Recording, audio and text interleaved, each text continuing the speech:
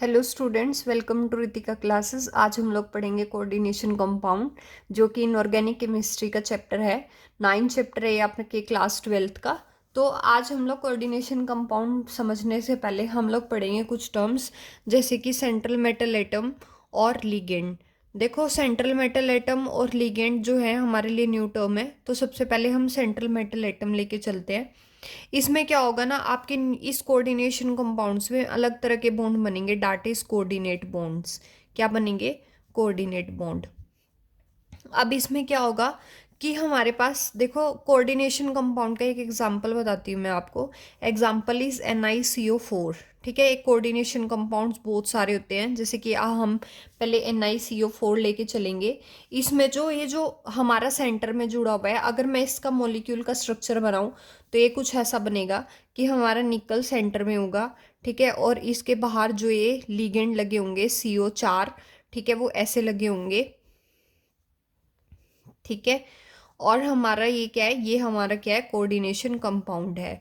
ठीक है, अब क्या है कि जो ये निकल है, निकल को ये इलेक्ट्रॉन पेयर दे रहे हैं। तो जो हमारा ये सेंट्रल मेटल एटम है, जो ये जो इसके बाहर लगे हुए हैं, ये होते हैं लिगेंड, जो इसको इलेक्ट्रॉन पेयर दे रहे हैं अपना। और निकल जो है वो है कि जो इनसे इलेक्ट्रॉन पेयर ले रहा है। इट मीन्स यहाँ पे जो हमारे असेप्टर्स होते हैं, ठीक है, असेप्टर्स मतलब जो इलेक्ट्रॉन पेयर लेते हैं, वो क्या होते हैं हमारे असेप्टर्स ऑफ इलेक्ट्रॉन्स। क्या होते हैं हमारे सेंट्रल मेटल एटम। क्या होते हैं? Central metal atom, acceptors of electron. ये होते हैं हमारे पास सेंट्रल मेटल एटम। अब हमारे पास कोई कोई मेटल कब एक्सेप्ट करेगा? जब उसको इलेक्ट्रॉन्स की कमी होगी। ठीक है, तब भी वो एक्सेप्ट करेगा। तो ये क्या होते हैं? Electron deficient. ठीक है, और हमारा जो लीगेंड होता है, जो हमारा लिगेंड होता है वो क्या होता है? Electron rich species. ठीक है, तो ये क्या करेगा? इलेक्ट्रॉन ज़्यादा है इसके पास, तो ये क्या करेगा? इलेक्ट्रॉन डोनेट करेगा। और जो ये इसके पास जो ये इलेक्ट्रॉन है, ये किसको डोनेट करेगा? ये मेटल को डोनेट करेगा। तो अगर आप इसमें देख रहे हो, ये वाली डायग्राम जो देख रहे हो आप, ये जो कॉम्प्लेक्स देख रहे हो, इसमें देखो निकल है जो, वो हमारा सेंट्रल मेटल एटम है। और जो हमारे ये 4 CO हैं, ये हमारे क्या है? लीगेंड है। अब ये क्या है? ऐसे तो हमने बॉन्ड पढ़े ही नहीं आज तक। तो ये क्या होते हैं? कोऑर्डिनेट बॉन्ड्स होते हैं। क्या होते हैं? Coordinate bonds. तो हम लोगों को पढ़ना होगा कि पहले कोऑर्डिनेट बॉन्ड्स क्या होते हैं।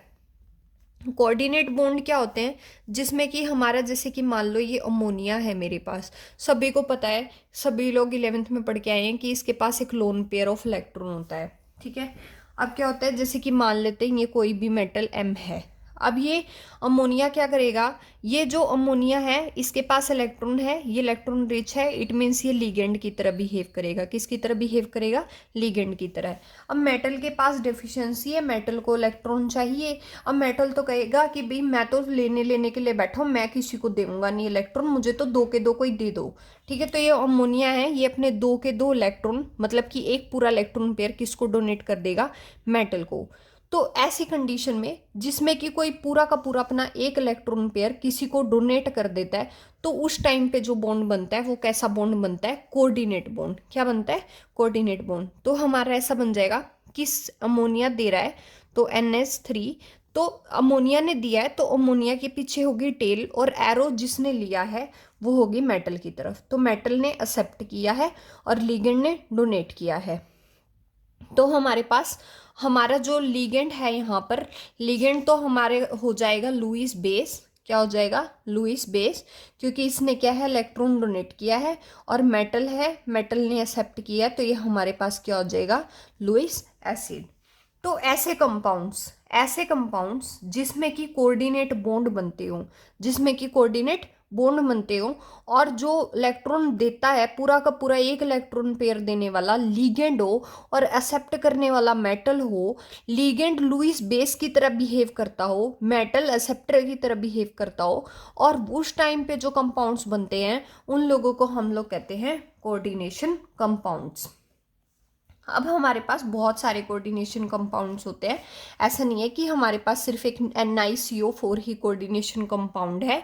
हमारे पास जैसे कि हमारे बहुत सारे कोऑर्डिनेशन कंपाउंड होते हैं, जैसे कि CO, NH3 4 2 पॉजिटिव, ठीक है, AgCN2 नेगेटिव, ठीक है, K4Fe CN6, ठीक है, कोमा स्कोपर NS34 सल्फेट, ठीक है, और बहुत सारे होते हैं, ठीक है। जब भी हम इनको बनाएंगे तो हमारे पास जो लिगेंड है वो ये होगा और मेटल है वो ये होगा। तो सेंट्रल मेटल एटम जो एक्सेप्ट करेगा, लिगेंड जो कि पूरा देगा, और इनके बीच में कोऑर्डिनेशन बॉन्ड बनेंगे, तो इसलिए इनको क्या कहेंगे, कोऑर्डिनेशन कंपाउंड। क्या कहेंगे हम इन्हें, कोऑर्डिनेशन कंपाउंड।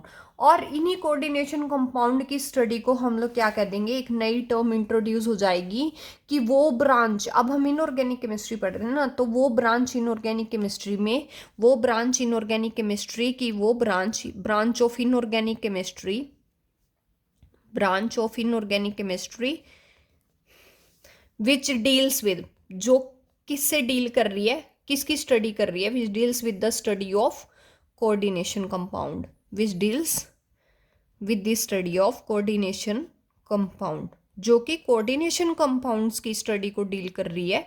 उसमें जिसमें हम लोग कोऑर्डिनेशन कंपाउंड की स्टडी करते हैं, उस केमिस्ट्री को क्या कहते हैं हम लोग, कोऑर्डिनेशन केमिस्ट्री, ठीक है। तो यहाँ से हमारी कोऑर्डिनेशन केमिस्ट्री शुरू हो गई है, ठीक है। तो कोऑर्डिनेशन केमिस्ट्री में हम लोगों को सबको समझ आ गया। मैं आपके लिए एक बार और रिपीट कर देती हूँ कि हमारे पास कोऑर्डिनेशन केमिस्ट्री में जो है, हमारे पास हम लोग कोऑर्डिनेशन कंपाउंड की स्टडी करते हैं, ठीक है। कोऑर्डिनेशन कंपाउंड की स्टडी में हम लोगों को पता है कि ऐसी तरह का हमारा एक कंपाउंड कॉम्प्लेक्स बन जाता है, ठीक है। जैसे कि यहाँ पे ये लिगेंड की तरह बिहेव करता है, सेंट्रल मेटल एटम की तरह। हम लोग मेटल एटम को लुईस एसिड बोलते हैं क्योंकि वो इलेक्ट्रॉन एक्सेप्ट करता है, और जो इलेक्ट्रॉन डोनेट करता है उसे हम लुईस बेस बोलते हैं। अब लिगेंड हमारे पूरे के पूरे एक इलेक्ट्रॉन पेयर डोनेट कर देता है मेटल को, तो यहाँ पे जो बॉन्ड बनता है वो कौन सा बॉन्ड बनता है, कोऑर्डिनेट बॉन्ड। तो अब हमारे पास क्या है, अब देखिए हम लोगों को पता है, जैसे कि हम लोगों का NiCO4 था, NiCO4 में जो हमारे 4 लिगेंड्स थे वो मेटल के साथ जुड़े हुए थे। तो अब देखो, अब ऐसा हो सकता है जो हमारा स्पीसीज बनी है, इसके ऊपर यहाँ पर कोई चार्ज हो भी सकता है और नहीं भी। अगर मान लो इसके ऊपर कोई चार्ज नहीं है, मतलब ज़ीरो है, तो इसको न्यूट्रल बोलेंगे। पॉजिटिव है तो हमारे पास इसको बोलेंगे कटायनिक कॉम्प्लेक्स, कटायनिक कॉम्प्लेक्स। और अगर हमारे पास नेगेटिव है तो अनायनिक कॉम्प्लेक्स, ठीक है। तो इस बेसिस पे हमारी जो स्पीसीज होती है ना, जो बनती है, ठीक है, जिसमें कि हमारे पास क्या है, अगर जो ये लिगेंड है ये डोनेट कर रहा है मेटल को अपने इलेक्ट्रॉन पेयर, तो जो यहाँ पे हमारी जो स्पीसीज बनेगी उसके यहाँ पे पॉजिटिव चार्ज भी हो सकता है, कोई भी चार्ज नहीं हो सकता, और नेगेटिव चार्ज भी हो सकता है। तो इसके बेसिस पे ना हमारे जो कॉम्प्लेक्स बनते हैं, ठीक है, कॉम्प्लेक्स जो हमारे कोऑर्डिनेशन कंपाउंड में बनते हैं वो 3 तरह के होते हैं। एक हमारे पास आता है एक न्यूट्रल कॉम्प्लेक्स, एक हमारे पास आता है केटाइनिक कॉम्प्लेक्स, और एक हमारे पास आता है अनाइनिक कॉम्प्लेक्स, ठीक है। तो हमारे पास क्या है, केटाइनिक, अनाइनिक और हमारा न्यूट्रल कॉम्प्लेक्स।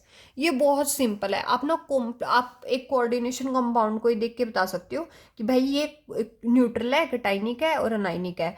अगर मान लो कोई भी हमारा चार्ज नहीं है तो न्यूट्रल है, और अगर कोई चार्ज है तो कैटाइनिक है, और नहीं वो सॉरी पॉजिटिव चार्ज है तो कैटाइनिक है, और नेगेटिव चार्ज है तो अनाइनिक है। जैसे मैं आपको एक एग्जाम्पल दे देती हूँ। कैटाइन न्यूट्रल में तो हम लोग पढ़ के ही हैं, ये कौन से वाला NI, जरूरी नहीं है ये NiCO4 होते हैं, बहुत सारे कंपाउंड कॉम्प्लेक्स होते हैं, पर अभी आप शुरू में पढ़ रहे हैं तो हम लोग बिल्कुल लिमिटेड से बता देंगे, फिर उसके बाद बहुत सारे पढ़ेंगे, ठीक है। जैसे कि कैटाइनिक कॉम्प्लेक्स में क्या है हमारे पास, जैसे कि CO कोबाल्ट NH36 3 पॉजिटिव, ठीक है। ऐसे ही हमारे पास निकल NH36 2 पॉजिटिव। देखो इनके ऊपर पॉजिटिव चार्ज है तो ये क्या होगी, कैटाइनिक कॉम्प्लेक्स। ऐसे ही हमारे अनाइनिक कॉम्प्लेक्स की, अनाइनिक कॉम्प्लेक्स के लिए क्या होंगे हमारे पास, अनाइनिक कॉम्प्लेक्स के लिए जैसे कि AgCN2 नेगेटिव, ठीक है, इसके ऊपर क्या है, नेगेटिव चार्ज है, तो भाई ये अनाइनिक कॉम्प्लेक्स हो गया, ठीक है। अगर मान लेते हैं एक और मान लेते हैं Fe, ठीक है, 6 4 नेगेटिव, इसके ऊपर नेगेटिव चार्ज है तो भाई ये 9 कॉम्प्लेक्स हो गया। ठीक है, तो आज हम लोगों ने जस्ट बेसिक पढ़ा है, शुरू करी है हमने, टाइप ऑफ कॉम्प्लेक्स पढ़े हैं और हम लोगों ने कोऑर्डिनेशन कंपाउंड क्या होते हैं और कोऑर्डिनेशन केमिस्ट्री पढ़ी है।